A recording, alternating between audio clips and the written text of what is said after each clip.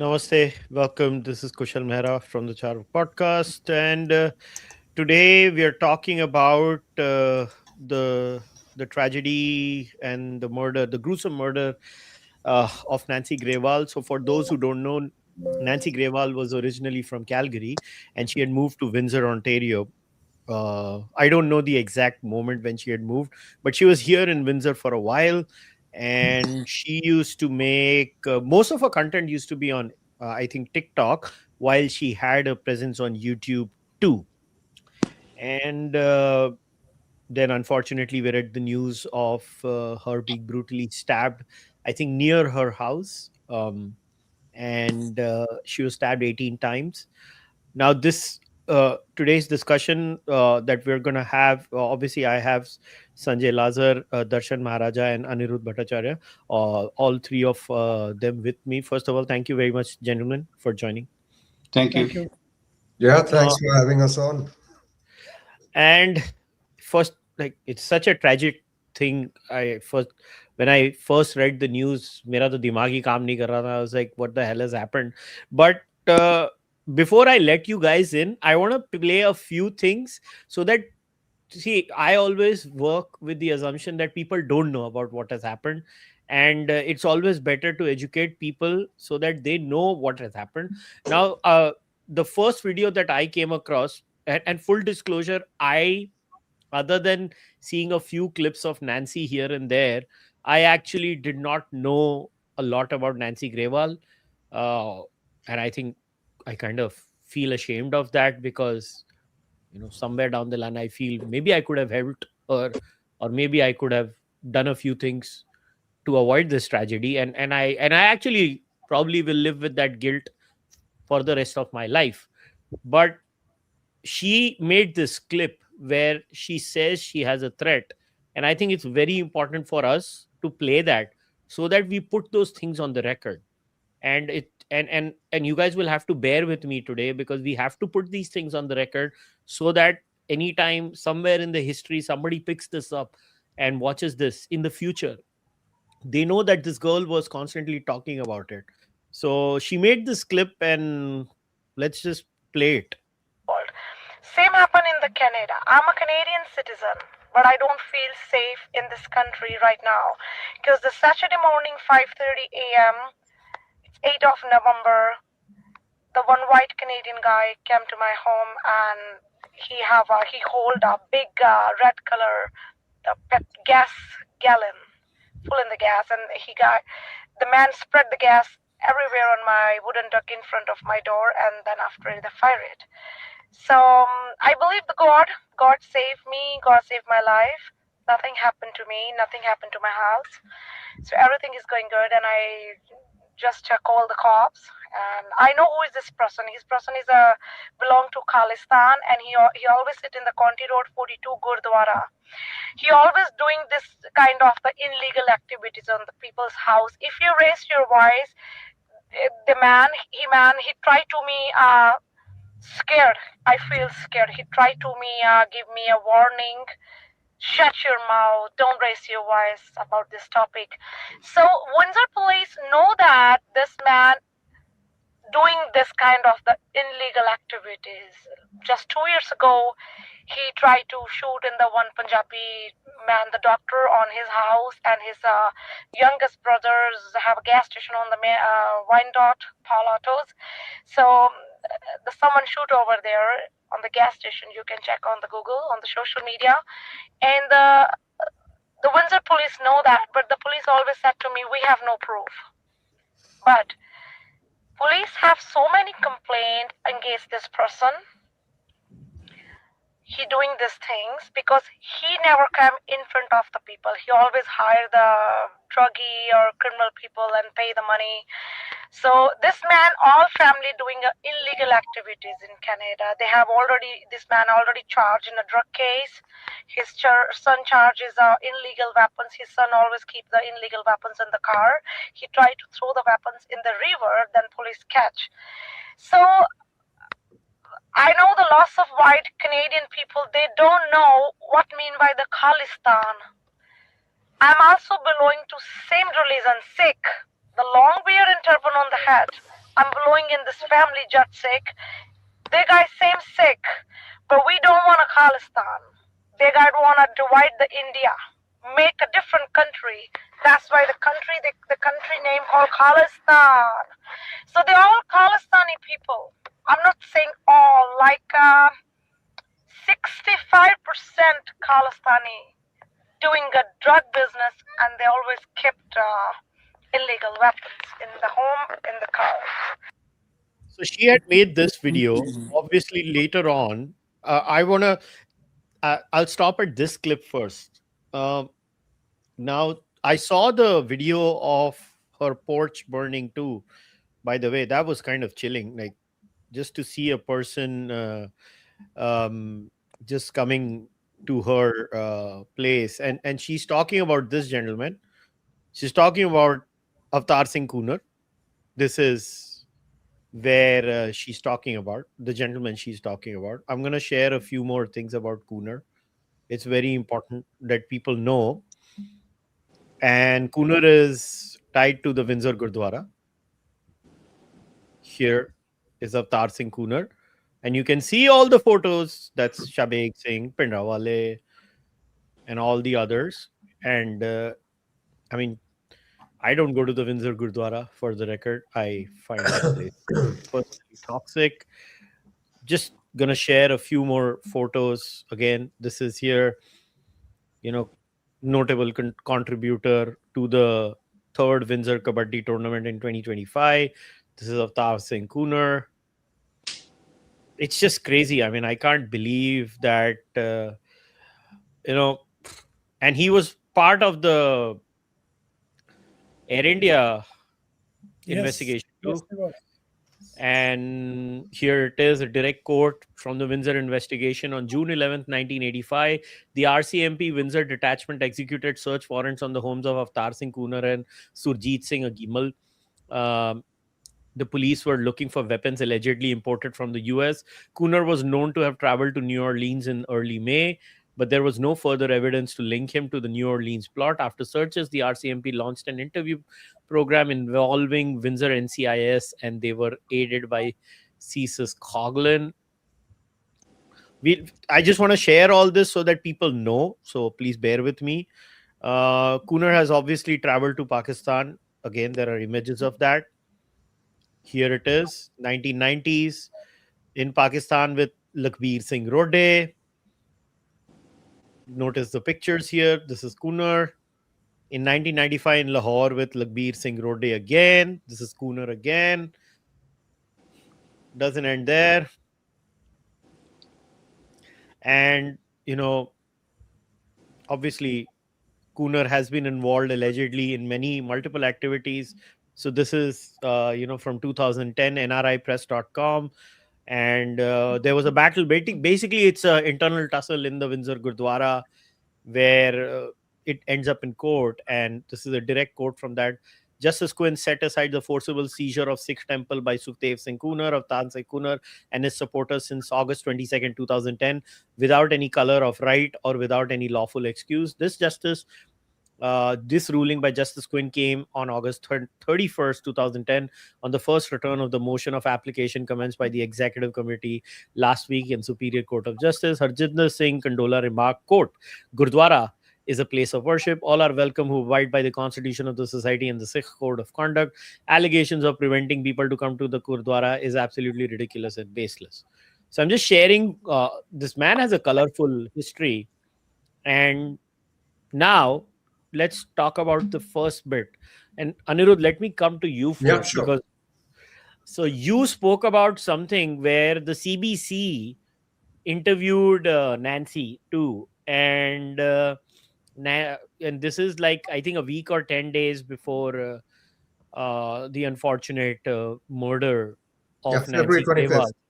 Grewal. Yeah. So why do you think the CBC did not air that interview? Wonderful question. I wish I could answer that.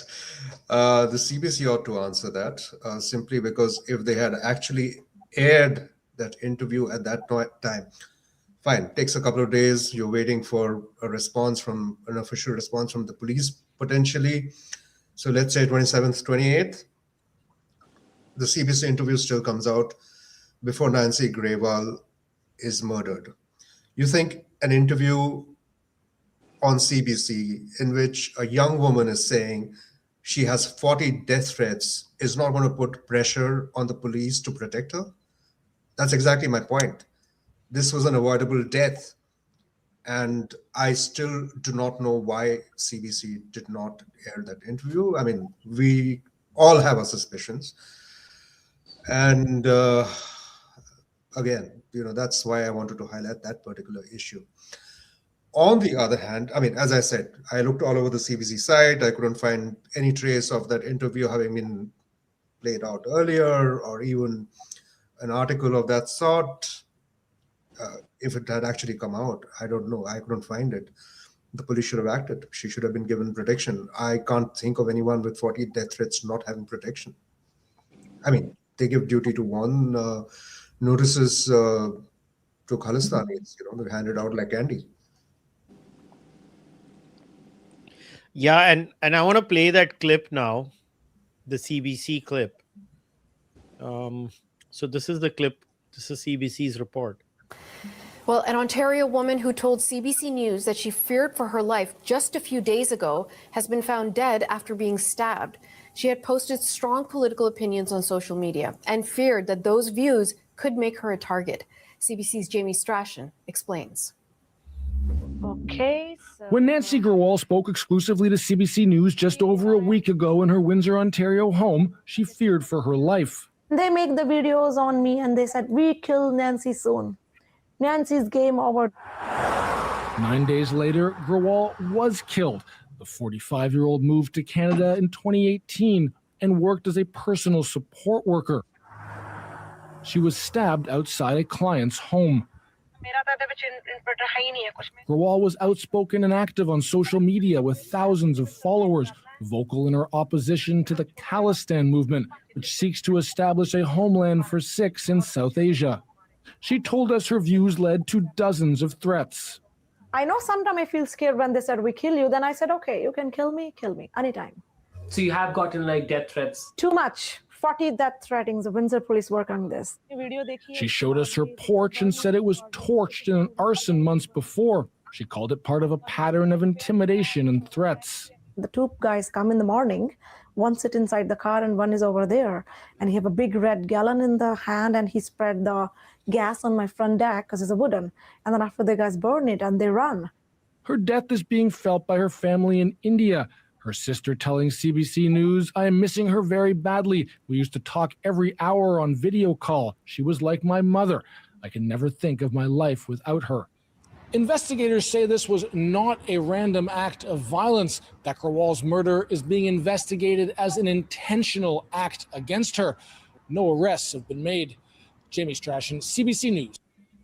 So what is fascinating about this entire report is that it's conveniently being presented after her death. 9 days. 9 days after her death. The interview was done 9 days before. I don't know what could have been the reason for that, and there is a pattern to this, and I want to continue this. Now, I'm going to show some disturbing videos where people should realize this is not the only time. This has happened before too. I don't know how many of you remember this. Fucking get on the go! Fucking get on the go! No! Yeah, that's Deepak Punj. Yeah, that was Deepak Punj. Mm-hmm. And it's a pattern with these people, right? This is a constant pattern, and it always happens.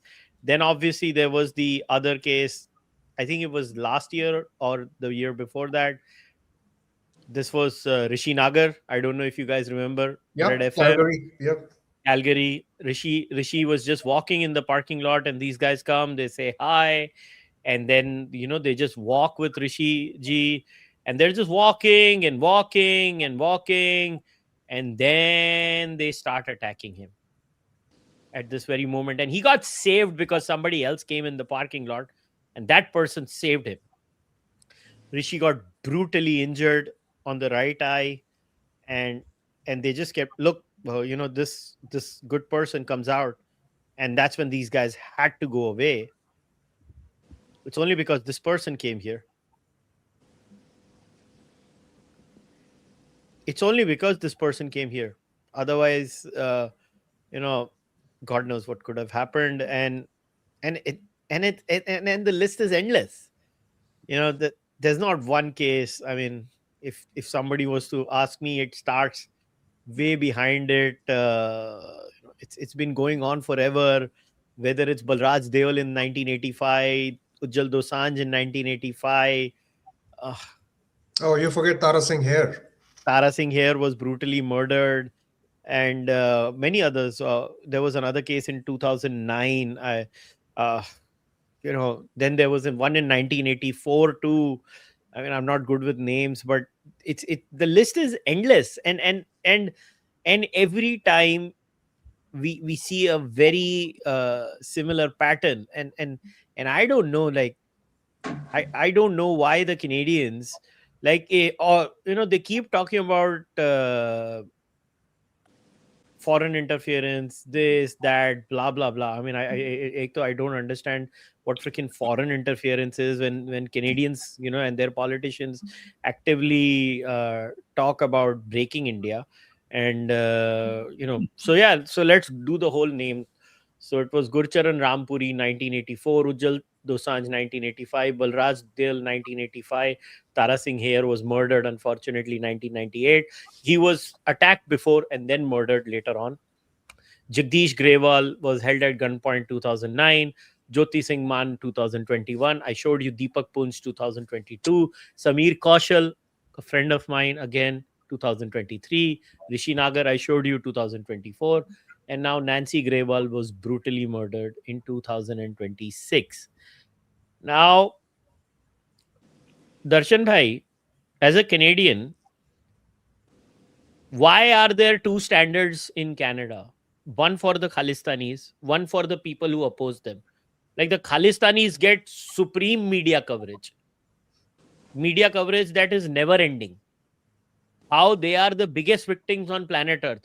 How they have freedom of expression. And the standard Canadian drill, transnational oppression. I call it transnational Uga Buga. Foreign interference and all of that. Till the extent, Darshan Bhai, your municipal corporation had issued a official declaration when the farmers movement was declared. And by the way, that was not foreign interference, with due respect. A municipal corporation of Brampton talking about something happening in Punjab is not foreign interference. But India talking about its own sovereignty is foreign interference. So please educate us. See, of late I've come to the realization that what you call two standards, dual standard, is actually something else. Because no matter what part of the world you're talking about or what period of human civilization you're talking about, people who are in power, who have political power, who are the state, they are always exempt from the rules that they make for the plebs. And the Khalistan movement, the World Sikh Organization are part of the Canadian state. We need to realize this. And by the state, I don't just mean the government that happens to be in power at any given point of time. All parties. So the government, the opposition, the government-funded media like CBC, they are all part of an ecosystem. They are the state. They are the power structure. Therefore, the rules that apply to you and I will not apply to them, and in them, you include the Khalistan movement, the World Sikh Organization, Sikhs for Justice, whichever other entity. When they could not avoid it, they declared Babbar Khalsa International or International Sikh Youth Federation as terrorist organizations. But then these organizations tend to regroup. There is a very long history of that all over the world. where a band organization will call itself something else, regroup, and then everybody pretends that the entity has gone away. See, the reason, in my hypothesis, the reason why this interview was not aired for 9 days was because CBC did not have the okay from World Sikh Organization to air it. WSO said, no, you are not airing it. And then suddenly they came to a moment where they could no longer withhold it. But by then it was too late. So until we realize and recognize that this whole thing is an enterprise of the state of Canada, we are not going to get anywhere in resolving it. Sanjay, now you're someone who has had to deal firsthand with the act of these people. You lost your entire family. Now, how do we look at this entire episode? Now, I was just looking at the Khalistani response to this. I mean, I don't want to name names because that gives them free airtime. But there was this person who pretends to be a journalist. You know who I'm talking about. Yeah. Absolute garbage lady. Yeah. Seriously, absolute garbage lady. Casting aspersions on Nancy Grewal. Then there was this sudden handle created. And to my utter horror, Indian journalists living in India, some dude from the Quint, then some other dude who's like an established journalist for years, quote tweeting that. I mean, I was like, yaar, kuch to sharam karo, yaar. Matlab, kidhar, like, how do we look at this entire Heroes of scenario? 1971, author tha. Yeah. I mean, क्या बोलने का यार? Like seriously, I mean, see, boss, you are such a vocal critic of this entire thing, and every beyond the point, sometimes you become speechless. What are we supposed to do? Yes, Kushal. Thanks for having me on. First of all, before I start saying, I'd like to offer condolences to her family and to her mom and her sister. Sister is in Bombay and mom is in Punjab. I had the good fortune of meeting her last year when I'd come for the National Security Conference discussion, and she was a warrior. Let me just start with that. She was hardcore, tough as nails lady. Okay, she was non-bending. She was very clear in her focus, and of course, largely to the Punjabi audience. So, and I don't understand too much of Punjabi, but we communicate, and she was against the Khalistanis left, right, and center, and also corruption. And she felt there were a lot of people who were supportive of this organization, and she was brutally against them. Okay, we did not exchange too much of conversation after I returned. I mean, I was there for 3-4 months, then Vancouver, and then came back. But this Jan, we connected briefly, and then she was coming on the Sangha's podcast. That was just briefly it. But Kushal, very important point which Anirudh raised. These 40 threats are not yesterday's threats. She was under threat last June. She was under threat last February also. She has received threats over the period of a year or more. And, the arson incident which she faced on the 8th of November was only one of many instances. She would get phone calls. She would get, they'd get letters, all this sort of stuff. So the Windsor police was fully aware of what was going on. This duty to warn, we've seen one Khalistani after the other get it. And that same Khalistani travels all over the world giving speeches about breaking up India and the violence for Khalistan, and there is no problem there. But in the lower mainland, in Vancouver, in British Columbia, there is danger. I mean, this is the funny thing. And yet this young lady of 45 who was, living alone and kept speaking about justice and exercising her right of free speech, which the Canadians tell us is such a big thing, got silenced eventually, sadly, but had spent a year getting threats, getting warnings. Even her mother has gone on record, and if you have that interview, please play it in Punjabi. She speaks. And she says that the mother also was warned.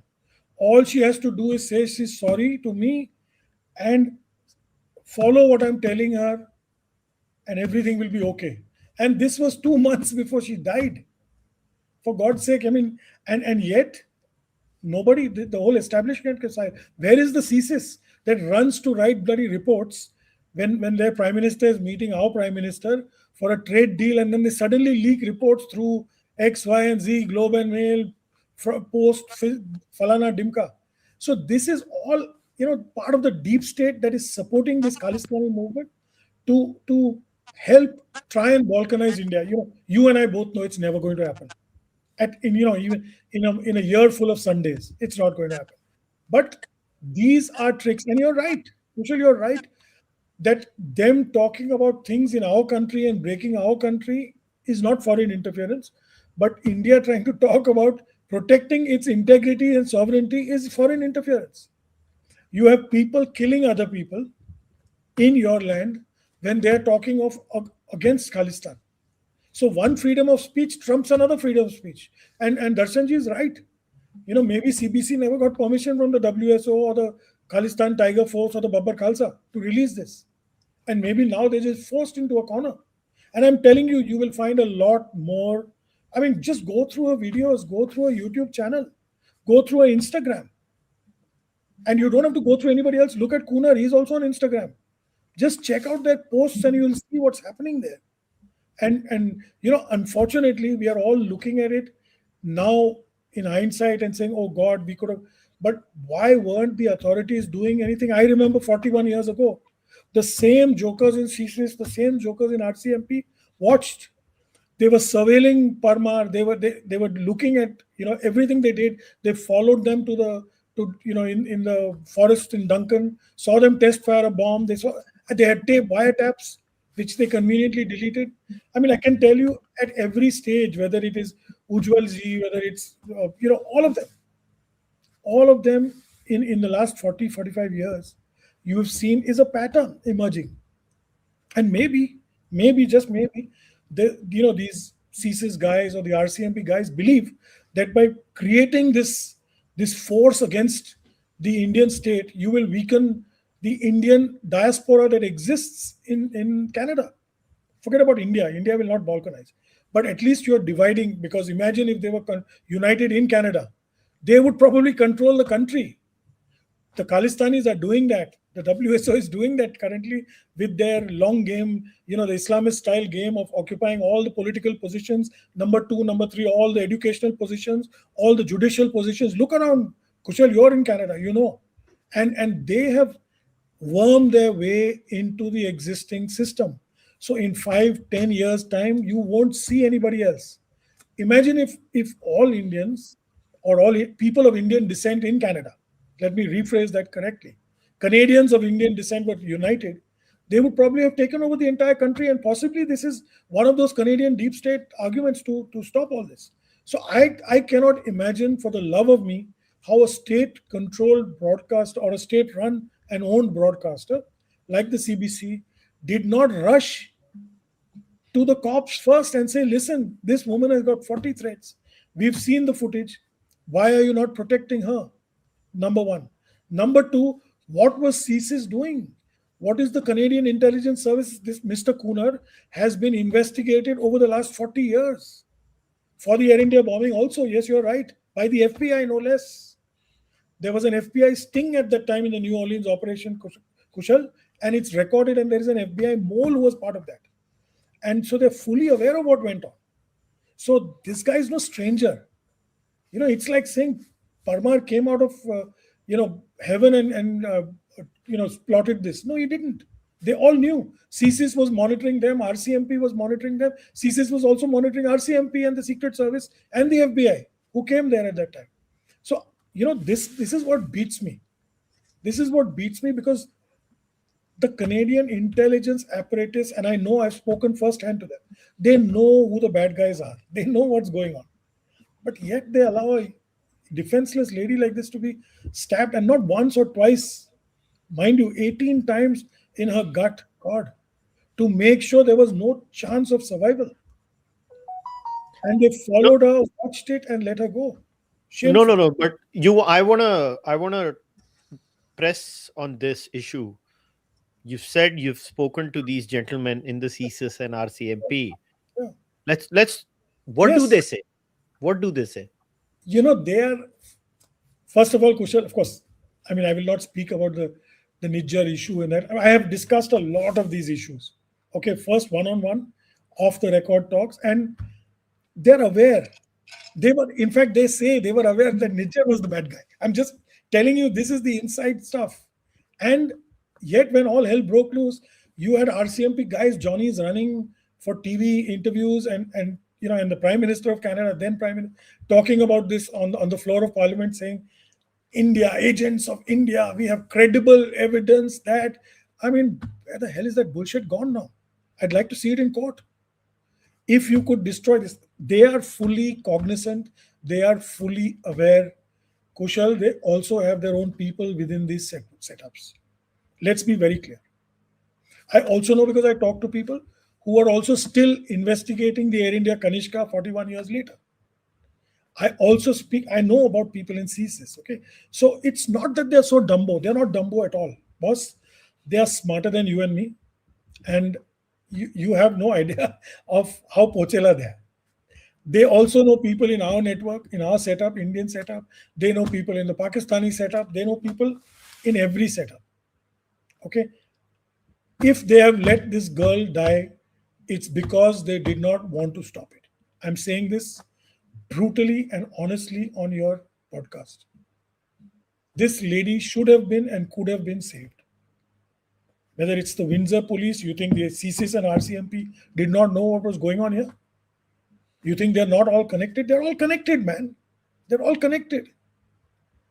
And this is the tragedy here. This is the tragedy there for us. Unfortunately, because, tell me, why were all these leaks in the press when Mark Carney was in India having the most kick-ass, diplomatic visit of the last 50 years between an Indian head of state and a Canadian head of state? Because there are forces within Canada that don't want this to happen. Whether they are political and opposition, I don't know. Whether they are just pure deep state, I don't know. But let me make this clear. It's so evident. There was nonsense being regurgitated through chosen media. जैसा उल्टी करके खाते वापस उल्टी करते, that was what they were doing. And chosen people, we know those people, and you can search their paw prints all over, their newspapers, the Globe, all this. They've been doing this stuff for years. They had to leak, and they had to counter, and they had to bring this stuff up only because you wanted to railroad that poor guy, that Kani. He seems to be, I mean, I never liked the guy. Let me be honest. I was more of a Pierre Poilievre guy. But the moment I saw this guy is making efforts, he's trying to do stuff. And then the fast locomotive train comes down the hill from Montreal and just booms him, bangs him down on the road. That's what they tried to do. And fortunately, it did not happen. But it points to lots of larger wheels within wheels. Canadians doodh ke dhule hue nahi hai. They are not, innocent like the babes in the woods, like they want us to believe. They are all big playmasters. This is a very strong old Islamist playbook, and that's what's being recreated within Canadian setup. And you'll try and silence more and more people. But I hope the sacrifice that Nancy has made, it does not go in vain, because she was, like I said, a strong lady, very strong-minded and brave, very brave. And I do hope that, they find and they catch the rascals who are responsible for this. Imagine they've actually done it where they could get out of the cameras. They could, they've tracked her. That means they were following her from home to work to the caregivers. It's a long thing. She could have been knocked off at her home, but she wasn't. And this happened at a particular, at 9:30 at night. So you can understand the time gap here. That's the tragedy. Yeah, I want to play that video before I come to Anirudh here. I just feel terrible for the mother, man. Like, yeah, कोई भी माँ बाप को ये देखना नहीं चाहिए, but unfortunately. कर दो महाराज तो डर के नहीं, वाकई बहुत तकड़ी गुडविल सी उस बेटी दी, उसका नाम सी सुर्खियां च, दुश्मनी करके सब कुछ ही होया है। ਹੱਤਿਆ ਕਰਾਉਣ ਵਾਲੇ ਬਸ ਉਹੀ ਹੈ ਜਿਹੜੇ ਮੈਨੂੰ ਅੱਗ ਵੀ ਲਾ ਗਏ ਸੀ। ਮੈਂ ਵਾਰ-ਵਾਰ ਉਹਨਾਂ ਦਾ ਨਾਂ ਨਹੀਂ ਲੈਣਾ ਚਾਹੁੰਦੀ। ਮੈਂ ਜਾ ਕੇ ਉੱਥੇ ਰਹਿਣਾ, ਮੈਨੂੰ ਵੀ ਸਿਕਿਉਰਿਟੀ ਚਾਹੀਦੀ ਉੱਥੇ। ਅੱਜ ਜੇ ਕੋਈ ਮੇਰੀ ਬੱਚੀ ਨੂੰ ਮਾਰ ਸਕਦਾ, ਉਹਨਾਂ ਨੇ ਤਾਂ ਘਰੇ ਮਾਰਨੀ ਸੀ, ਘਰੇ ਉਹ ਡਰ ਗਏ ਕੈਮਰਿਆਂ ਤੋਂ। ਘਰੇ ਕੈਮਰਾ ਬਹੁਤ ਲੱਗਿਆ ਸੀ ਮੇਰੀ ਬੱਚੀ ਦੇ। ਹੱਤਿਆ ਸ਼ਹਿਰ ਤੋਂ ਬਾਹਰ ਛੋਟਾ ਜਿਹਾ ਕਸਬਾ, ਆਪਣਾ ਕਲਾਇੰਟ ਦੇਖਣ ਗਈ ਸੀ, ਲਾਸਟ ਕਲਾਇੰਟ ਸੀ ਰਾਤ ਦਾ, ਉੱਥੇ ਕੀਤੀ ਹੈ। ਜਦੋਂ ਕਲਾਇੰਟ ਦੇਖ ਕੇ ਬਾਹਰ ਨਿਕਲੀ, ਜਿਵੇਂ ਉਹ ਕਿਤੇ ਰੇਕੀ ਰੁਕੀ ਕਰਦੀ ਰਹੀ ਮੈਨੂੰ। ਇਹ ਵੀ ਕੋਈ ਪਤਾ ਨਹੀਂ ਉਹਨਾਂ ਨੇ ਕਾਰ ਥੱਲੇ ਕੋਈ ਚੁੱਕੀ ਲਾਈ ਹੋਵੇ, ਇਹ ਵੀ ਕੋਈ ਪਤਾ ਨਹੀਂ। ਪੁਲਿਸ ਨੂੰ ਬੱਚਿਆਂ ਨੂੰ ਮੈਂ ਕਿਹਾ ਸੀ ਦੱਸ ਦਿਆ ਜੋ ਵੀ ਕਿਤੇ ਕਾਰ ਦੇ ਥੱਲੇ ਚਿੱਪੀ ਨਾ ਉਹਨਾਂ ਨੇ ਕੋਈ ਇਹੋ ਜਿਹੀ ਲਾਈ ਹੋਵੇ। ਗਲਤ ਨਹੀਂ ਬੋਲਿਆ ਗਿਆ ਸੀ, ਗਲਤ ਲਈ ਗਲਤ ਬੋਲਦੀ ਸੀ। ਜੋ ਇਨਸਾਨ ਗਲਤ ਸੀ ਨਾ, ਉਹ ਤਾਂ ਸਰਿਆਂ ਨੂੰ ਮੂੰਹ ਤੇ ਕਹਿ ਦਿੰਦੀ ਸੀ। ਗਲਤ ਆਏ ਨਹੀਂ ਕਿਸੇ ਨੂੰ ਬੋਲਦੀ। ਜੇ ਬੰਦੇ ਸਹੀ ਆ ਉਹਨਾਂ ਦੀ ਇੱਜ਼ਤ ਬਹੁਤ ਕਰਦੀ ਸੀ, ਪਿਆਰ ਨਾਲ ਪੇਸ਼ ਆਉਂਦੀ, ਪਿਆਰ ਨਾਲ ਵੀਡੀਓ ਵੀ ਬਹੁਤ ਪਾਉਂਦੀ ਹੈ। ਪਰ ਜੋ ਇਨਸਾਨ ਗਲਤ ਆ ਉਹਨੂੰ ਉਸ ਹਿਸਾਬ 'ਚ ਜਵਾਬ ਦਿੰਦਾ। ਚਾਕੂ ਮਾਰੇ ਗਏ 18 ਘੱਟੋ ਘੱਟ 18 ਚਾਕੂ ਮਾਰੇ, ਪੂਰਾ ਪੇਟ फाड़ के अंदर दिल की सब कुछ गुर्दियां तक भी बाहर नहीं सी। रेकी की सी, उन्होंने पता सी सारा कुछ भी इत्थे लास्ट च आउंदी है कि इत्थे कोई CCTV कैमरा नहीं, सिर्फ 2 ही घर सी ते हाईवे ते वो घर है, पिछले पासे सारी जंगल है उत्थे। नहीं बच्चियां तो जो गल्लां बातां बच्चों से पूछी है, मेरे से कोई बात नहीं, मैं उधर जाऊंगी फिर मेरे से सब बात क्लियर करेंगी। मैं बताऊंगी उनको भी, मेरी बच्ची बताती रही है। शक नहीं 100% सही, 100% है, 101%। कौन लोग है पता है आपको? हाँ जी, बेटी नूं पता, लोकां नूं उत्थे नूं पता, सब नूं पता उत्थे विंडसर नूं। You know what was telling Anirudh in this entire thing? She was speaking in Punjabi, so I will do the translation. She said, I'm not going to take their name because I'm scared of Kushal, there is another video which she shot with these 2 people where she describes everything and tells them. Just sharing that with you. I'll try and find it and send it to you. Yeah, mere ko bhej de. But you know what is telling in this clip, Anirudh? In basically what she's saying in Punjabi is, "Main onada na nahi lena." I'm not gonna take their name because I'm scared. But again, Anirudh, like you've been reporting in Canada for the longest time. Like when you go and ask Canadian authorities as a journalist, what do they say? Well, it depends on what is happening at that point in time.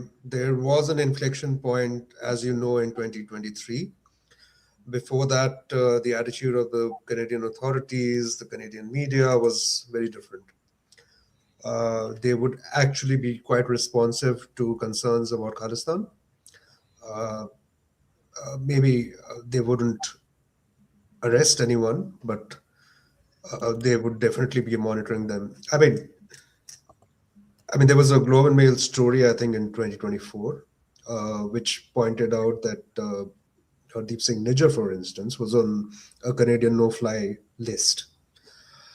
That he was told by his bank that his mortgage was being cancelled because he was a national security threat to Canada. So these things were out there. There was a degree of action which was taken even when the previous government, and by the previous government I mean the Conservative government of Stephen Harper, was in place. I think the bigger problem, first of all, we don't know who was responsible for Nancy Grewal's murder. Let's see what the investigation comes up with. At the same time, the thing which happens with the media very often, and I'm speaking as someone who's in it, is that when a story is hot, everybody wants to be part of it. The fact that Kani was going to India and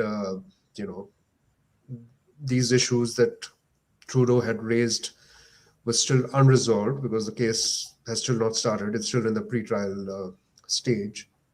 I mean, I don't blame media for actually trying to get information that could make news, which would get eyeballs, which would gain traction.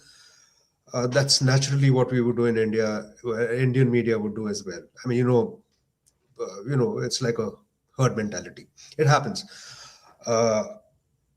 But I think the real problem with Canada, and this is something which came out in Justice John Major's report in 2010, I mean, Sanjay is obviously very aware of that, is that Canadians, including the mainstream media, still do not consider the bombing of the Kanishka as a Canadian tragedy. I think that psychology has not changed.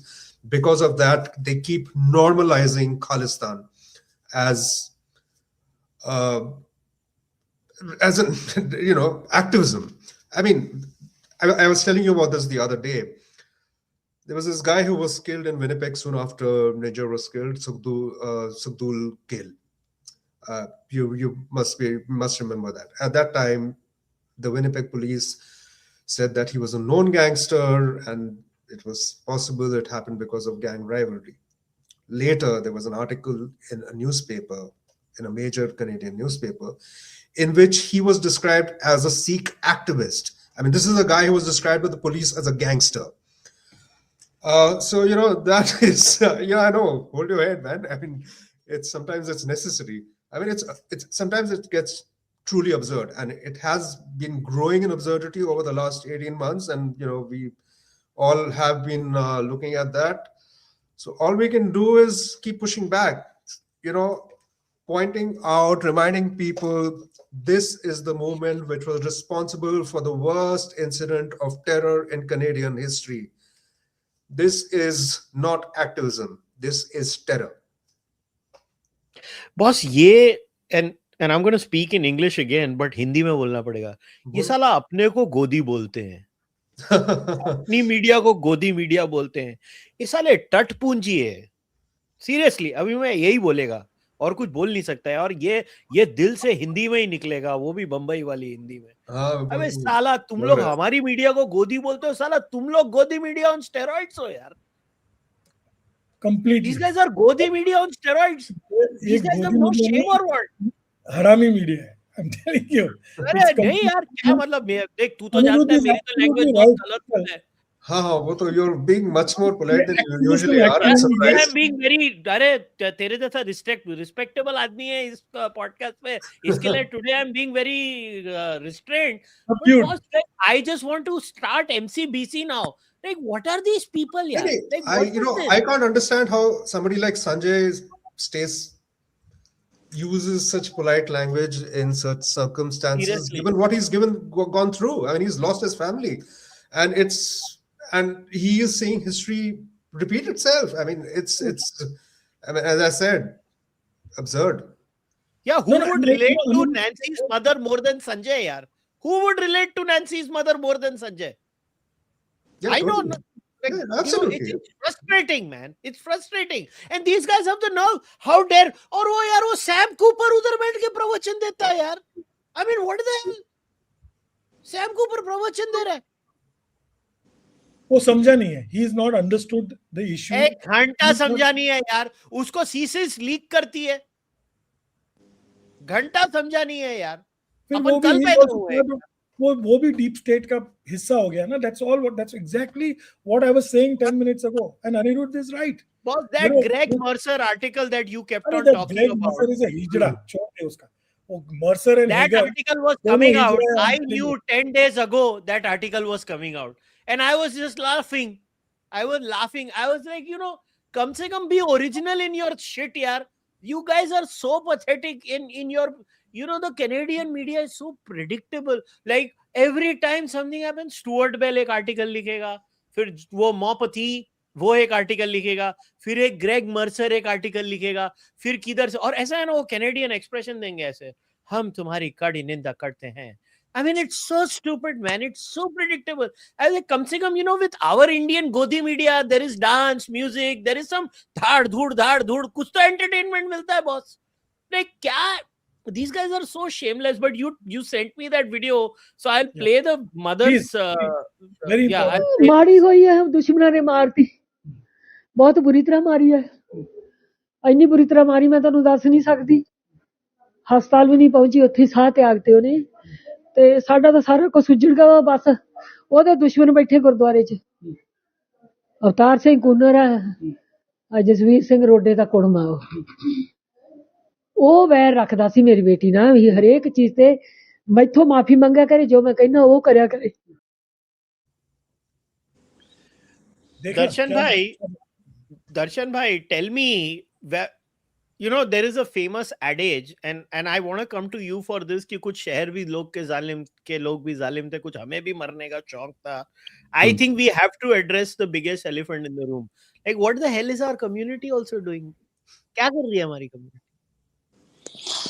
Yeah, unfortunately, the rest of the non-Khalistani Indian community that has fallen for the fiction that if you are a law-abiding, productive citizen, then life will be good for you. It is fiction. In the final analysis, what matters is political muscle, political strength. And the Indo-Canadian community does not organize along those lines. As Sanjay ji said, you have to have people in the bureaucracy working in public service at various levels of elected office. You have to have your people. This is नहीं नहीं not to Darshan ji have वो सब है nefarious. at every level लोग हैं वो कुछ करना नहीं चाहते हैं. It's the mentality is very different. That too, they are there, but it's as good as not having them there. So yeah, we have to organize, and this is a multi-front project where first of all people have to be confident about their identity. They have to know how to connect that identity with being a good Canadian. And then you have to have your own media ecosystem, which Khalistanis have and everybody else doesn't. So, for example, this fake journalist who popped up on Twitter, Sanjay ji pointed out, yeah, claiming to be with Global News, and it's an AI generated photo of the journalist. You try Googling that name, there is no one by that name in Canada in journalism. So, people pick up on this. And then that account started propagating the lie that this was a case of domestic violence. Then there are others who are claiming something else. Complete disinformation machine. So you don't want to engage in disinformation because that would make us as bad as the other guy. But you have to have the tools to what I call defensive weapons. Right? So you have to have your media ecosystem, including reach in the mainstream media, where your message goes out. You don't want to mislead people, but you want these misleading narratives to be disproved. That unfortunately we don't have, and the Khalistanis have had a head start of 41 years. So that is probably the tallest of the hills to climb. Yeah, But he's, that needs to Darshan be is done on war right. foot. Yeah, our community has no communication strategy. It hasn't had a communication strategy. And by our community, I mean the larger Indo-Canadian community, Yeah. of which the Khalistanis are like a very small part, a very small percentage.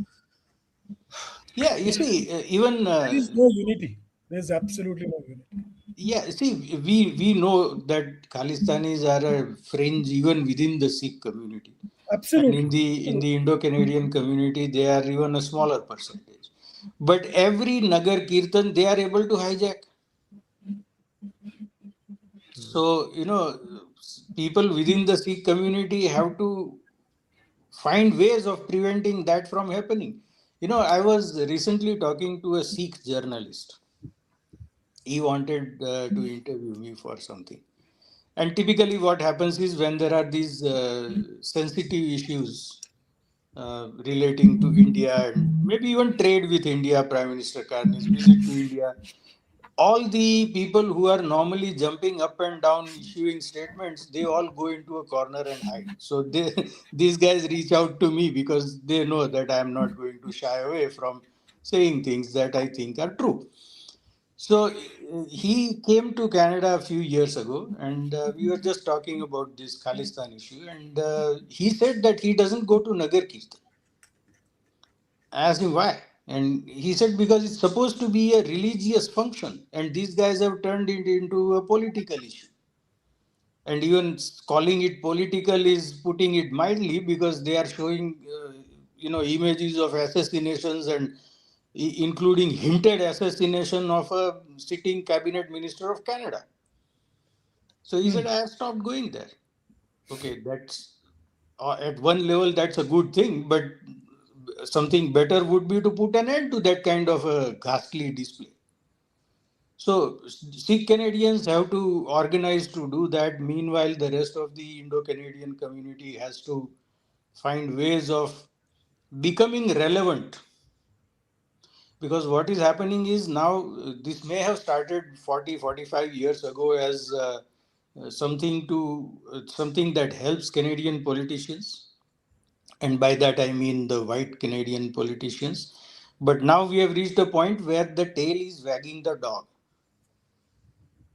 Because if Canada's position in the current geopolitical order is to be restored, which it has fallen drastically, we are going to need alliances. One of them, and one of the most important ones, will be with India, not just for the economy, but also for global security, etc. And if these guys can stop that, then they are going to put Canada in a ditch forever, which is why I say that the tail is now wagging the dog. So we have to collectively find ways. Even the mainstream Canadian society has a role to play, but we will not wait for them to play their role. We will have to play our role proactively. Yeah. I mean, absolutely. Why should you depend on others to act on your behalf? I mean, it's a community which really needs to act, get its act together. I mean, instead of, you go to one of their meetings, community leaders, they spend more time fighting among each other than, looking at the issues that they need to confront together. I mean, Yeah. it's again, I use the word absurd a lot, but over the last couple of years, it's like, it is absurd. I mean, what else can I say? Like Yeah, you, I'm and speechless, man. yeah, you get knee-jerk reactions. You get people playing ego games, and at the end of the day, getting together does more harm to our unity than not doing it. No, but imagine the brazenness, boss. Like here you have Khalistanis openly, you know, taking responsibility for her murder. Hmm. They are openly claiming that we killed her. Hmm. I mean, it's insane.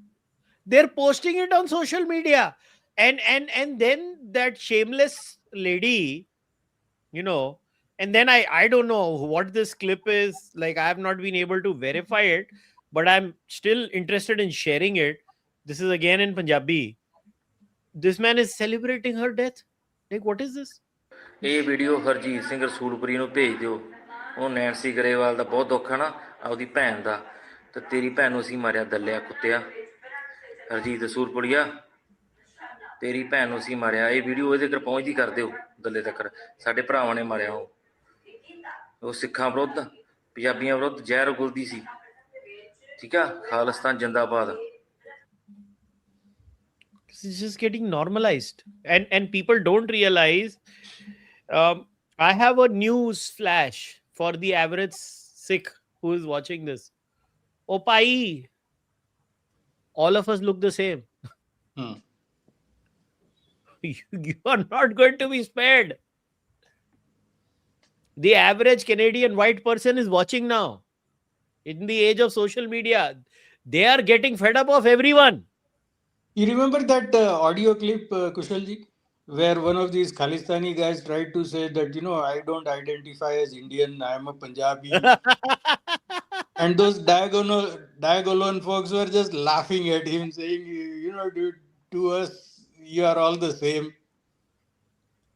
Like, you can try to say I am this or I am that. Yeah, Darshanji, I mean, you look at immigration issues and the sort of xenophobic sentiment that has emerged over the last 18 months against Indian immigrants particularly.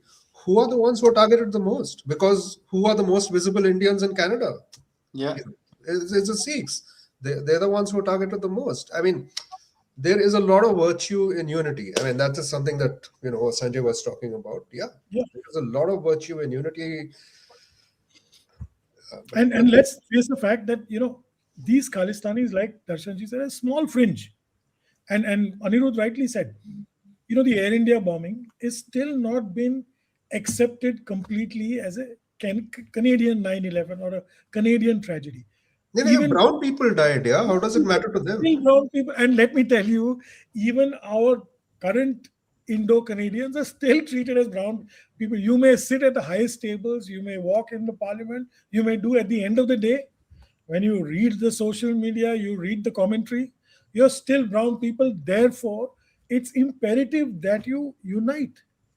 Keep the fringe out, but start uniting, not for anything else, for your own self. Because otherwise, and this is another thing I keep saying, and I tell, family members like me, or I also talk, this is why I've started traveling the world, speaking about it. We don't educate the next generation and the next, but the Khalistanis make it a point. Kushal, they make it a point. I have gone to all their, so-called Khalistani gurdwaras, even in whether it's Canada or in Toronto or whether it's in Vancouver, and I've seen, they start them young and they're telling them stories of the 70s and the 80s, and you look at the other Indo-Canadians, and I'm not casting aspersions on any particular caste, creed, religion, or type of Indo-Canadian. I'm just saying general. We all want to live in the now and here. This is how we get iPhone 17. This is what we do. We buy the Camry or whatever the latest, all that sort of stuff. Nobody is talking about this. Whereas, you have to give the devil its due. They are devils, and this is what they're teaching their great grandkids and their grandkids. And we are not. This is indoctrination. It's exactly the same thing that you will see when you go into Iran or you go into some part of where you see the Hamas or the Hezbollah. This is what they're doing. They're telling their young kids as they're growing up that you will have to die by the sword when you bomb or do a suicide attack into the West Bank or something. This is what they teach their kids. And this is what countries like Canada and America should be scared of, because these are guys getting indoctrinated at that infant stage. They are going to grow up in the next 10, 20 years.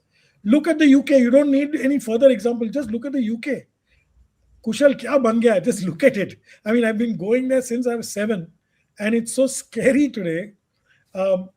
It's like you're entering Pakistan, and that too, even Pakistan is more modern. Very soon they'll have about 10,000 Sharia courts across the UK. Is Canada waiting for that to happen? Is the US waiting? That's going to happen, and therefore you cannot normalize all this shit. You've got to act. Start cracking down on these guys. I mean, if they want Khalistan, go back, fight your own battle, get it in India, take the talwar and go on the field. You're not going to get it here destroying Canada, are you? Or the US? Yeah, they know it ain't going to happen in India, right? It's not going to happen in India. I may as well go up to the, one of those Arctic reaches and try and do it. You think they don't know when the Indian state acts what it does? Of course. They know very well. India is not Canada, boss. India is not going to keep quiet. Respect to all Canadians, but India is not a weak state like Canada. And I'm saying this very clearly. Canada is a weak state apparatus. It's a weak state apparatus. And ये मतलब, Canada is like हर किसी की कड़ी निंदा करता रहता है. It's like, who cares, boss? This is like Nepal issuing that letter when that Venezuela takeover had happened. Like, who cares? Bhai, tu udhar baitha hai. And like, we condemn you. Bhai, tu Nepal hai yaar. Matlab, get real, boss. Like, Canada keeps condemning everyone. Boss, you name the terrorist movement. They have people in Canada. Yeah, but Kushal, the thing is, Canada can actually play a much larger role. And given the signals that I am seeing with the current government in place, they're acting like mature people. Anirudh, but answer this question. I want to show you an image, Anirudh. Tell me, if this is your parliament, okay, this is Sukh Taliwal, that's Maninder Bual, that's that other guy, I forgot his name. These are all the conservative MPs, Tim Uppal, Jasraj Allan, and Garrett जनूई वो है ना, ये garnet जनूई वो भी है उधर. You know, like, does Garnet think हम कल पैदा हुए थे? Like, does Garnet think we don't know? Yeah, but Kushal, things are changing. Yeah, Tim Uppal, Hallan, all of them were India. They were in India 2 weeks back. They were traveling in Punjab. Yeah. Yeah, so what is the news on that? Noise about it. Huh? I was shitting and screaming blue murder about that. How the freaking hell did they get visas? No, yeah. Sunlight is the best disinfectant. I mean, No, I let them come. have always believed that. And wo nahi chodo, wo chodo. They had a police bloody escort from IGI to Punjab, yaar. Pilot gaadi samne, 3 gaadi piche. So I was saying, what the fuck is going on, man? I mean, how? But I got to know, and you're right, things are changing because there are. I mean, I wrote an article sometime last year in the middle of May, just before the G7. I called it Modi's, Carney's Karnama moment. Pun on Carney and Narendra Modi, Namo. And, they'd started this backroom talks way before the G7. And I knew that there were trade deal would happen by the end of the year. So it got delayed a month or two, and it's going to happen. But let's look at it this way. It's not only the liberals who are in discussion with the government of India. The opposition is also in very serious discussion that you and I don't know about on the face of things. No, absolutely, yeah. And there are some moves. I was trying to signal something by saying what I said earlier. Yeah. I understood. And therefore, I mean, therefore it makes more clearer sense. Like you said, sunlight is the best disinfectant. When you read the Globe and Mail article, the leak and the post leak, on the verge of when Modi and Carney are meeting, it's because there are third forces who are probably unhappy with what's going on. Remember, and that could be China, it could be your opposition, it could be Chinese controlled media, and I'm saying this openly. Remember that nobody wants to see India and Canada really make bonds strong. We've never had strong bonds. You go back to 73 when we exploded the first Pokhran. After Pierre Trudeau, it's never been the same. They didn't give us Parmar in 82. In 84, there was, objections, and then Blue Star. And then 85, we had the Kanishka. After that, it's just been downhill. You've had maybe 3 odd, bilateral visits or multilateral visits in all these years.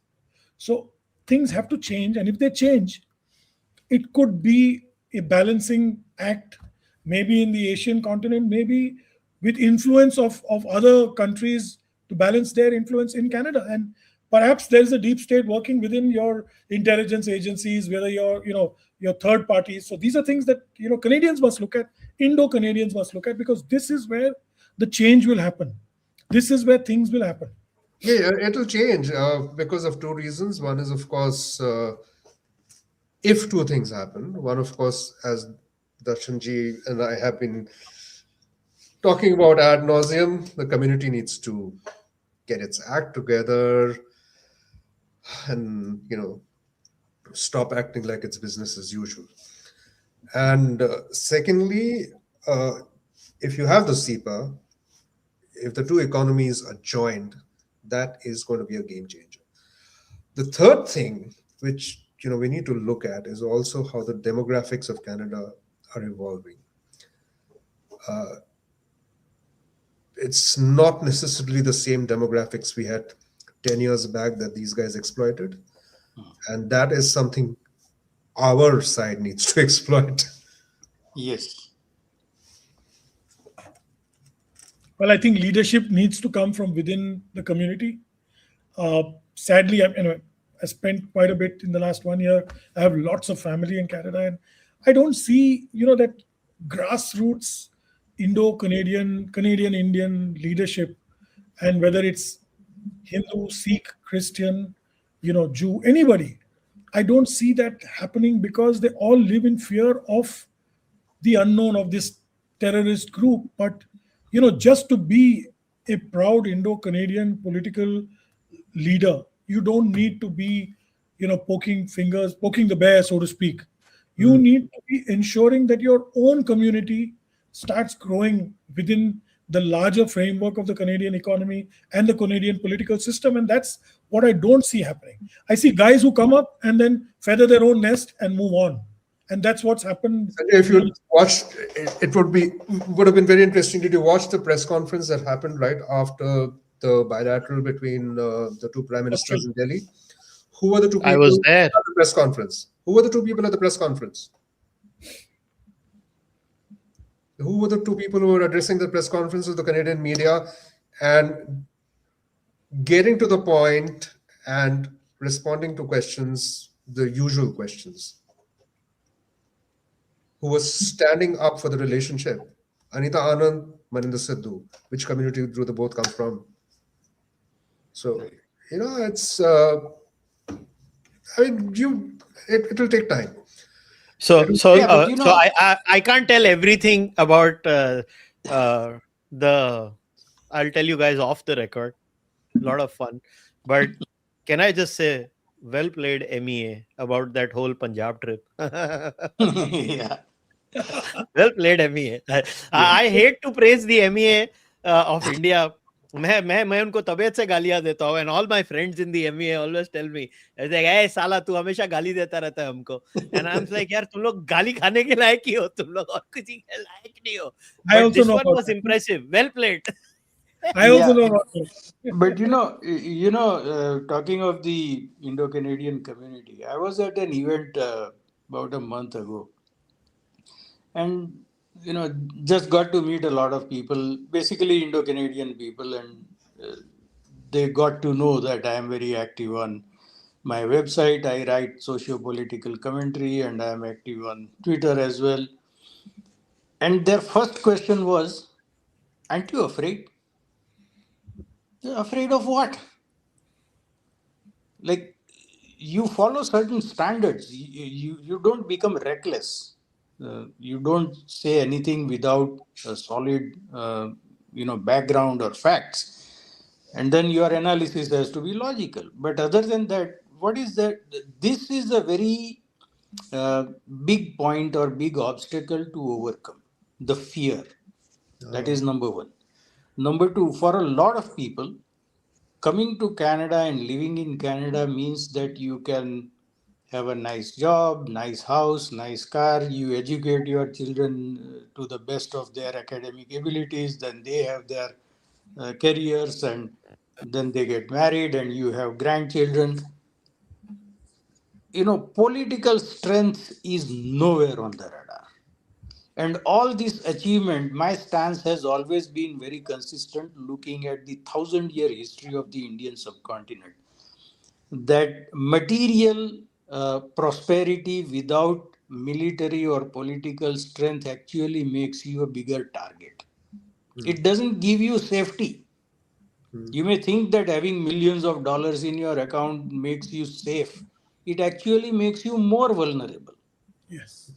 So you have to have organizations at the grassroots, at a in a cellular structure where they are not necessarily part of the same structure, but as and when needed, they network. I remember there was a time, and hats off to the community. I'm not saying this as a criticism. There was a time when there was some kind of a issue relating to the Muslim community in Toronto's City Hall. And they all wanted to go there and show their numerical strength. And the photo that was taken from above, I mean, if you threw rice, not a single grain would drop on the ground. It would always land on some person. That is how packed the place was. That is how you show your strength. They were not doing anything illegal. They were not doing anything objectionable. They were just showing their strength in a most peaceful manner. Try doing that for Hindu community or Indo-Canadian community. Nobody will show up because they are scared. Scared Only of what? time the Rubicon was crossed, Darshan bhai, was after the Hindu Sabha Mandir. Right. Only time. That's right. अभी 10,000 लोग आ गए, पता नहीं कहाँ से आए, मगर मेरे को मालूम भी नहीं था इतने लोग थे, suddenly आ गए. Yeah, right. And on the other hand, there is a Sikh gentleman I know who retired from a very senior position in the Indian Army, and he thinks like us. So we decided to have a small event for unity among the people of Indian origin in the GTA, basically Brampton, Mississauga, that area. And the only people who showed up were Khalistanis.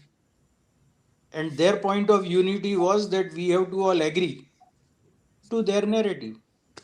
If we agree, then there is unity.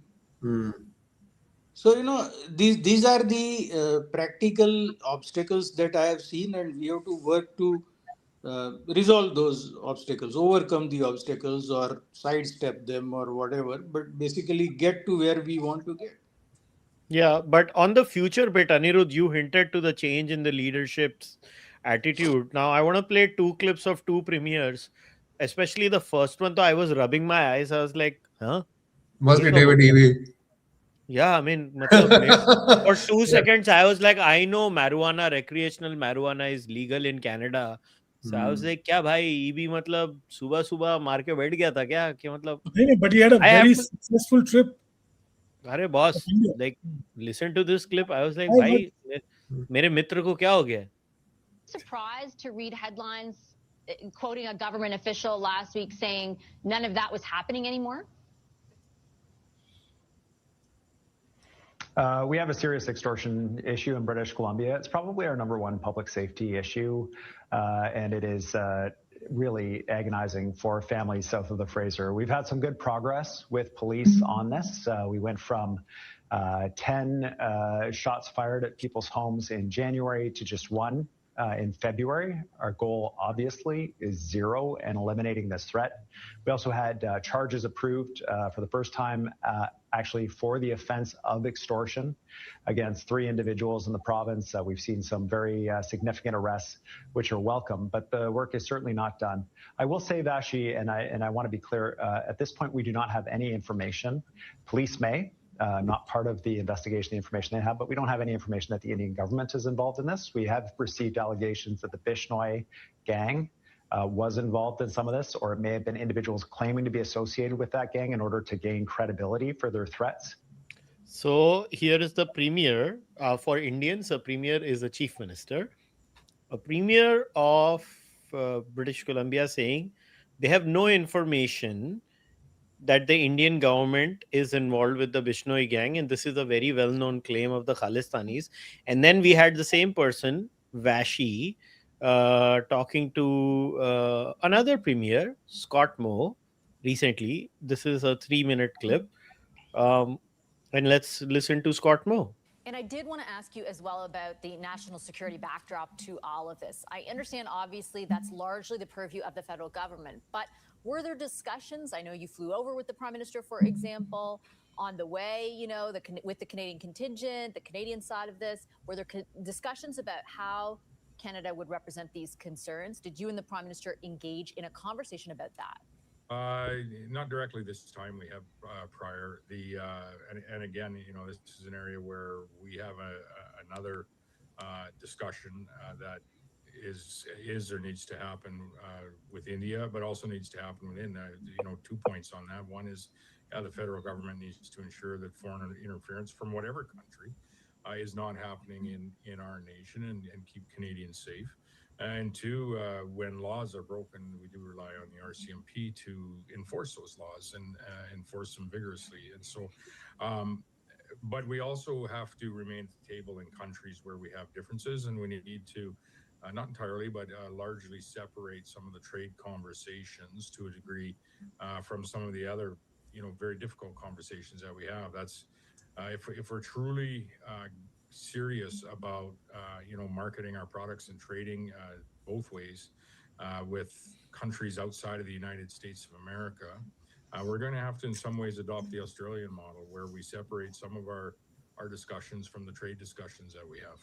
I guess, though, if I use the Australian model, that hasn't necessarily always worked out in that case with China. And I would ask in this instance, and I do understand, and we've talked about this before, the economic impetus behind trying to expand trade with countries like India and China. In the case of India, though, when you reference the RCMP, I mean, Canadians will remember 2 years ago, the RCMP telling them the government of India was connected to a murder and extortion on Canadian soil. How do you justify to Canadians, who are worried about that what you and the Prime Minister are doing is worth it? Yeah, I've heard different messages from whether it be the RCMP or various politicians that are there, and I do have faith that the RCMP will find their way through any investigations that they might have. But I'd also say pushing ourselves as a nation away from discussions with, in this case, India or any other country for that matter, within reason, that we just need to remain at the table, work through some of the challenging conversations that we have, but also don't push ourselves away from the trade table either. India is one of the largest by population countries in the world. It's the largest democracy in the world. And increasingly, they want to trade more and more with, not only a country like Canada, but other countries. And if we're serious about, producing more and ultimately diverting or sending that additional value to countries outside of the United States of America, these are the conversations that we absolutely need to have. So we don't really have a choice if that is what Canadians want. For us in Saskatchewan, we've engaged in India and other markets, throughout some difficult times, but engaged solely on a trade conversation. And we're going to continue to do that, and we're happy to see So basically, one premier says Bishnoi gang is not connected to India, from what I know. The other is saying, you guys do what you have to do. I'm trading with India. No, I think Scott Moore probably still sitting in India. He was at Raisina, boss. He was in India for freaking 10 days. Give him credit. He was there in 24 in February. He was there in 25 in February. He goes every year, and he's one premier who went regardless of what the situation was. Scott Moore, Globe and Mail had a fantastic edit by Ritu Trichur about how you need to give Scott Moore for credit for keeping the relationship alive. So you got to give him a lot of credit. David Eby, different, very, very different. And there was one very interesting comment also in that interview with Vashi. He also said that a lot of those extortion events, it could be the Lawrence Bishnoi gang, or it could be people pretending to be the members of the Lawrence Bishnoi gang, so that they could use the Bishnoi gang's credibility to intimidate, their victims into paying up. Talking about the Lawrence Bishnoi gang, I will tell you guys off the record. Darshan Bhai ko I have told this interesting story of Canada cricket. Off the record on a podcast. हाँ बताता हूँ ना तेरे को एक मस्त story. अभी नहीं बताऊंगा, तेरे को बाद में बताता हूँ. Canada cricket and Lawrence Bishnoi gang. बहुत मस्त स्टोरी है. बहुत हंसेगा तू. I don't know if you guys noticed when the World Cup was going on, I kept on tweeting, just keep an eye on Cricket Canada. Just keep an eye on the Canadian cricket team. Some interesting things were happening there. But anyways, so all this Lawrence Bishnoi gang and all of that. So what I find very interesting is, right, like Vashi, the amount of energy she spends in doing Kadi Ninda. I was like, if she would do half, I would not even say half. If Vashi would spend 10% of that energy digging up what the Khalistanis say openly, everywhere, every time, every single day. But problem ये है, वो जो कहते हैं वो पंजाबी में कहते हैं. इनको समझ थोड़ी आता है यार. They don't have the bandwidth to get people to translate what Nijjad or Muninder Singh say in their gurdwaras in Punjabi. I have officially written them emails with subtitles. Everything is being sent to them. Sanjay, how many times have you told them? No, 100 times. I'm telling. But this is exactly what I say, Kushal. They are using these groups as a balancing act to ensure that Indo-Canadians don't take over their land. Because remember, India of 40 and 50 years ago was a timid little country. Little means big in size, but little in population, little in GDP, little in defense, little in everything. Today we are one of the most advanced nations in the world. Sure, we have poverty. Sure, we've grown. Our GDP has grown. The purchasing power parity has grown. Today, we are no longer an economy to trifle with. We are no longer a country to trifle with.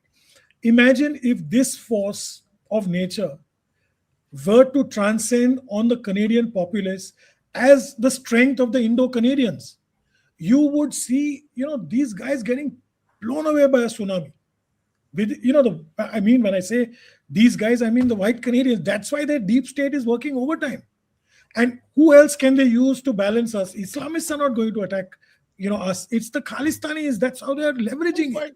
I don't think anybody wants to do that. I think it's a very natural thing. And like my wife is born and raised there. She's as Canadian as any other person is. And I don't understand half the fear mongering that is happening. Like Darshan Bhai and I often send, or he sends me very interesting tweets and comments by all these conservative social media influencers. Darshan Bhai, break this down for me, because this is all connected to Nancy Grewal's murder. See, normally when I observe a country, right, the right wing is patriotic, the left is, so-called Deshdrohi, whatever.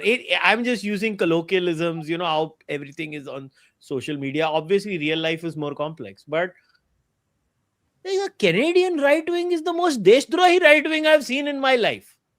They will sleep with anything to beat the liberals.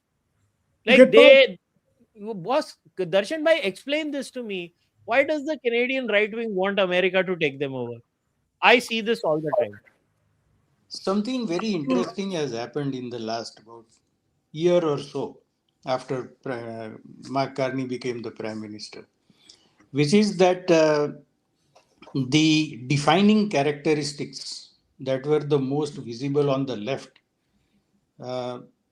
has abandoned them and the right has embraced them.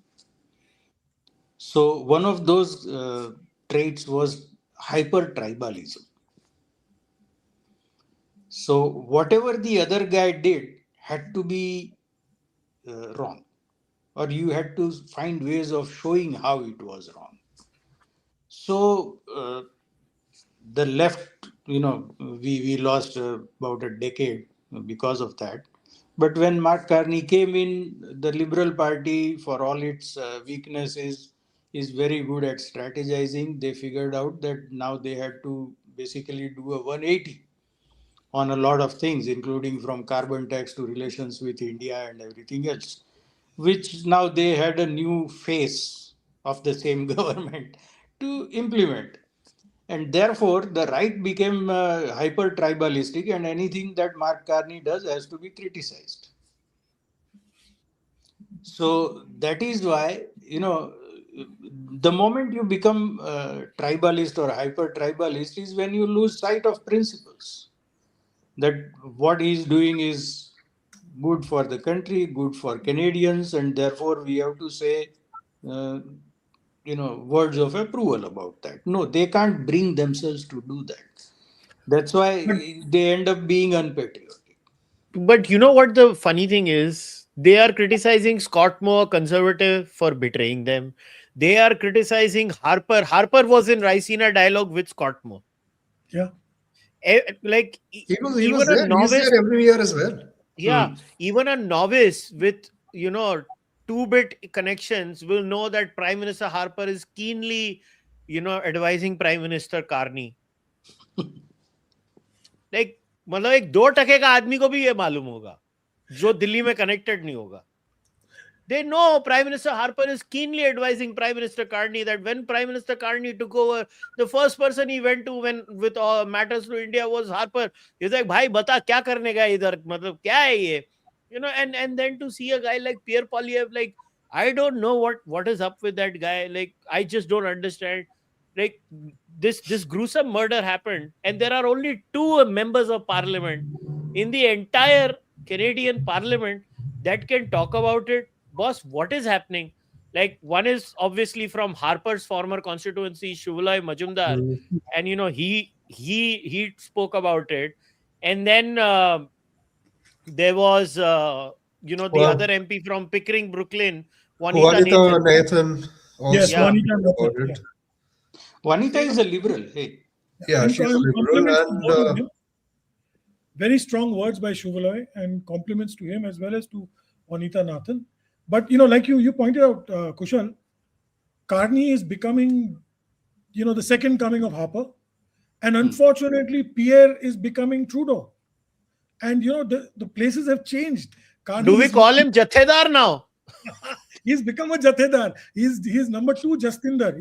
He could actually become PA Trudeau. And it's so funny because Carney has adopted so many of he's actually cannibalized their ideas and made it his, and he's running the relationship overseas, foreign relations very well. Domestically, he still has to pull his weight.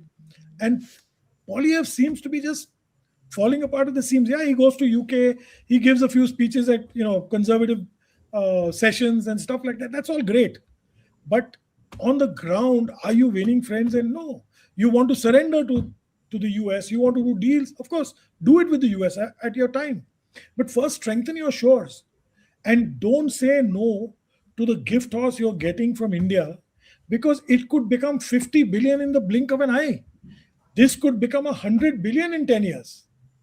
So it's not a small amount of trade. I mean, we are the biggest consumers of energy. We'll be the biggest consumers of uranium. And I can name 100 things for EV and for other stuff that we need desperately.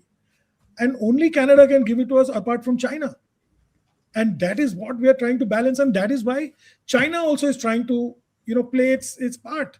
But here we are all lost. And I blame a lot of this to be, with your Canadian deep state, the Chinese hand, the Khalistani hand, Islamists, and very important, the failure of our own community to integrate, network, and communicate. 3 things. Integrate, network, and communicate. If you can do this, you can reach out to MPs. We've had non-Indo-Canadian MPs who are no longer there, Kevin Wong, of course, Chandra Arya, who you could have talked to. You don't have any of those guys. You have jokers now. People who are still flying the flag of let's restart the inquiry. I mean, I'm going back 6 months. Last year, 40th anniversary of the Air India bombing, you had your Minister of Health and Public Safety who was there. India went with all guns blazing, 10-member squad with Sikh ministers led by Puri Saab and all of them. You had your Canadian permanent representative of the United Nations who came there, who was, of course, the first guy to write the Kanishka inquiry. Yep. Did you hear what they said? It was all about Canadian terrorism. They didn't call it Indian terrorism in Canada. No, this was a bomb built in Canada by Canadians, plotted by Canadians to kill Canadians. Bob Ray was so clear. And absolutely. he was standing 2 minutes away from him. Yeah, and Sanjay, that Talib Noor Mohammed, who worked with Bob Ray, he's an MP right now, and he's probably a good friend of the community. Very much, very much. Yeah. He's from Vancouver North, or I think Vancouver South. Yeah. I know that. I know, and he was in Harper's team as well when Harper was around. So I do know that. And you look at what even Gary Anandsagri said. He was so clear and very crystal clear. And this is, I'm talking 8 months ago, last June in Ireland. Okay, we heard what our minister, Puri Saab said, what the others, there was Tarun Chok, there was so many, there was BJP representation, there was mixed representation. So they've been unequivocal from the government of Canada and allied organizations. Okay, some conservative people also have been unequivocal. This is what is worrying the third layer. The third layer, who's a mix of all these guys who don't want to see all this happen. Maybe they're batting for another team. Maybe they're just batting for the status quo to continue. So who knows? Yeah, no, I'll make a couple of points if you don't mind, Kushal. Please. The first thing is, of course, there is a lot of cooperation now in place between the law enforcement agencies and the security agencies of the 2 countries. There is a lot which will happen there. So as you've seen recent statements, they talk about foreign interference. At the same time, they talk about Canadian territory being used against other countries, especially India. So there is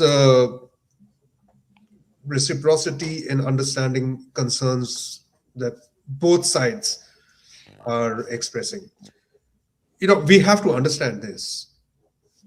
The Niger killing happened on Canadian soil, regardless of his background. He was a Canadian citizen.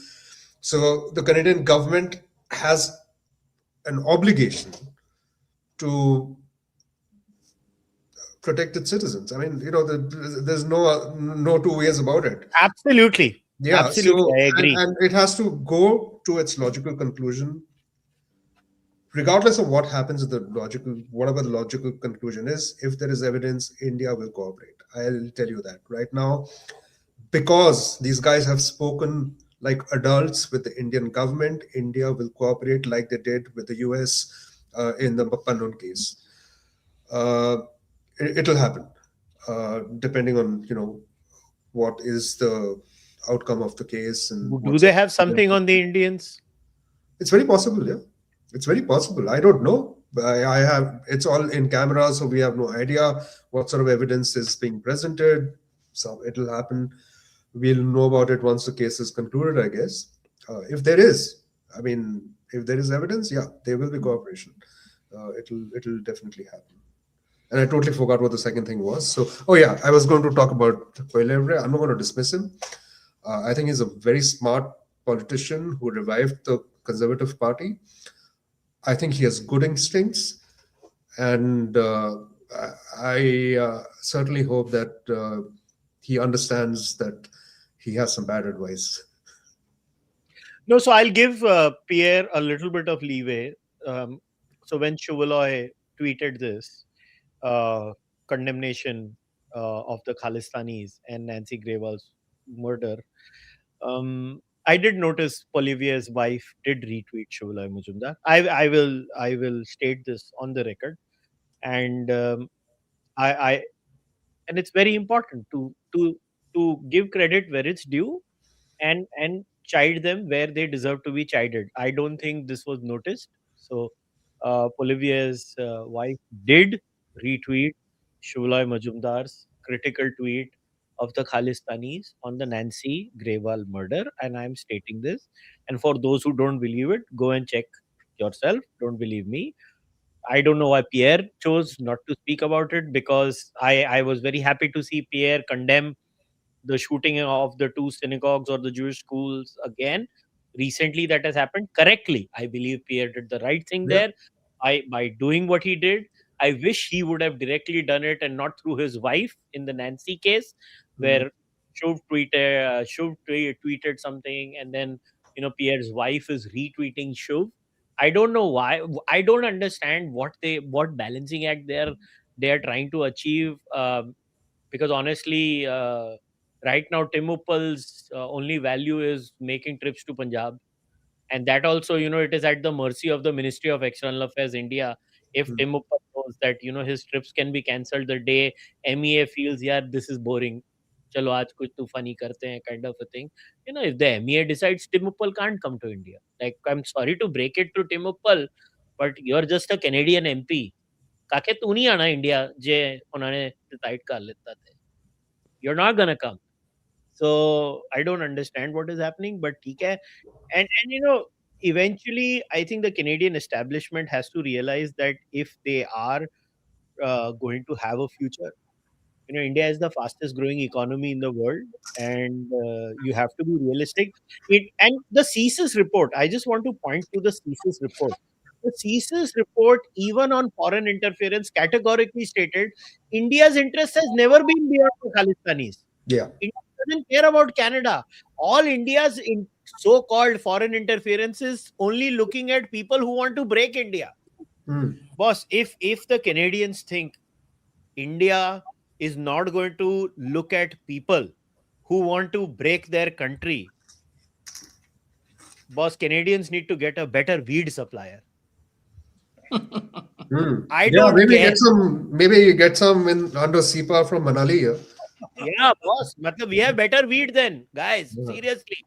If you think you're going to condemn someone where you actually aid and abet people who are violent, because of whom Sanjay Lazar and many like Sanjay Lazar lost their entire family. Absolutely. And you think you're going to condemn them for that? Seriously, middle finger, boss. That's all I can say. Middle finger. I don't care which Canadian feels offended by this. Boss, you have terrorists on your soil. Boss, the murderer of Sheikh Hasina's father, Mujibur Rahman, is in Toronto. Yaar, what a country. What a weird country. Anyways, we'll wrap up now. But before wrapping up, I'll give all of you the last word. Darshan bhai, first you, then Sanjay, then Anirudh. You see, Kushalji, as I said earlier, WSO, Six for Justice, they are part of the Canadian state. So in order to counter them, one has to play a very, very long game where the entire community mobilizes on multiple fronts and works for, they have had 40 years a head start. If you work twice as fast, it's going to take you 20 years, right? And that's the whole mission as I see it ahead of me. I mean, Nancy Grewal's murder is really tragic. No one should have to face that. But this is the only answer that I can think of. Fair enough. Sanjay. Well, I'll pick up from where Darshanji left off. Is that Nancy Grewal's murder was a crime most dastardly.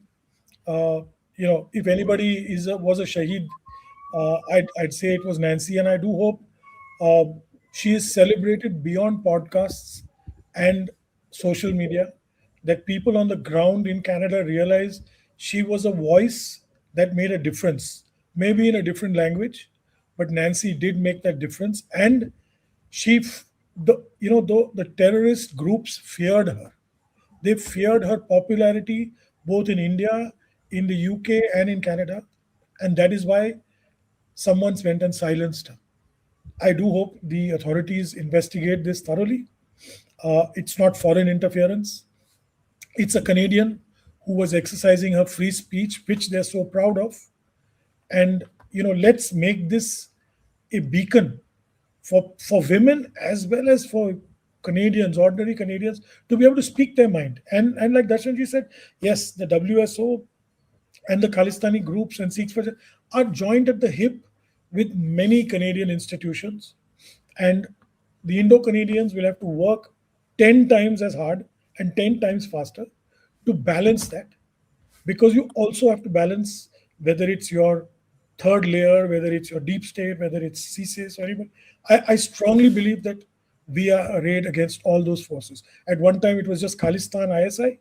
Today, there's the CPP also is, joined, and you will get evidence of that in the coming days. What Anirudh has said, there is a lot of cooperation between both investigative and intelligence agencies of both countries. I was aware of that a year ago also. I was told, and you asked him a question, do they have some proof on India? And I was told they had, and it will come out in due course. I don't believe it, but let me also make it clear, I don't prescribe to violence on anybody's soil against anybody. I do prescribe to the laws of the land and justice. Let's make sure everybody gets justice, and I hope Canada-India relations grow really strong. That's it. Thanks. Anirudh. Yeah, so, thanks to all three of you. It was fantastic having this conversation, first of all. Secondly, I hope the tube light goes on in the Canadian mainstream, which includes the media, which includes every level of government, that you can't have violence and intimidation of people.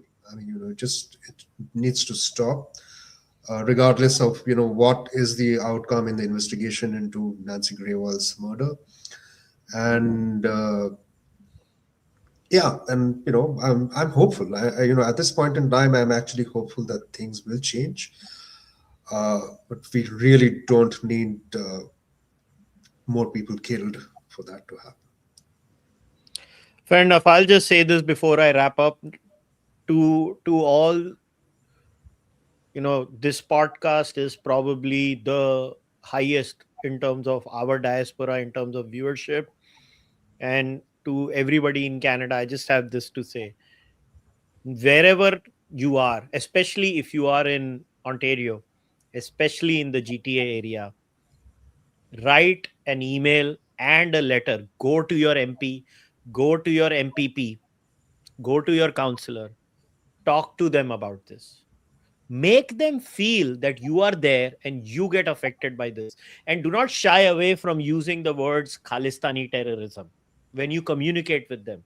Do not abuse, do not heckle them, but you can be firm yet polite. Go and talk to your representatives. Tell them that how can you not even criticize a terror movement? If they have free speech, so do you. If they have charter rights in Canada, so do you. Learn to exercise them. That's all I'm saying. The whole aim of this discussion is that, listen, unfortunately, Nancy Grewal is gone. And her family is going to live with the consequences of that. But we have to make sure that it doesn't happen again to the best of our ability. And we as a community living in Canada, especially in GTA, or whether it's Surrey, or it's Abbotsford, or any part of Canada, we as a community, we need to get our act together. We have to go and talk to the lawmakers. Go and talk to Windsor police as a community. We have a significant Indian community in Windsor. Why aren't we going there and talking to the cops? Why aren't we asking the LaSalle police that what the hell are you guys doing? We can't even criticize Khalistan now. Think about these things. And if you do write a letter, share a copy of it to me. I will retweet all of you. I will retweet all of you on social media. जितने हैं मेरे को भेजो, मैं करूंगा retweet. Talk to your lawmakers. Show them that you care.